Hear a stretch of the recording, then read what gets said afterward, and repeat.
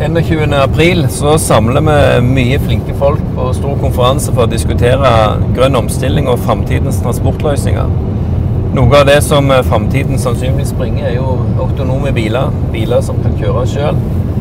Sånn som vi sitter i dag, som en tidlig versjon, der en har teknologi som gjør at en kan holde fart, en holder felt, en får mye sensorer og lignende som ser trafikkbildet rundt og tilpasser kjøretøyet til det trafikkbildet som Det å se hvordan teknologi i fremtiden, sammen med bedre infrastruktur og bedre miljøløsninger, gjør at vi får endre reisehverdagen vår.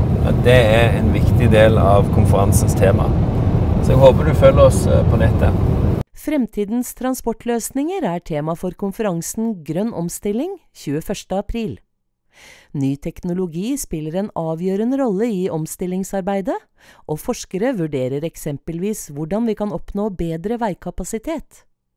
Selvkjørende biler kan være en løsning i fremtiden, og første steg mot denne utviklingen biler med autopilot. Slik form for bilkjøring testes nå av blant annet Tesla, Mercedes, Ford og Google, og den norske samferdselsministeren.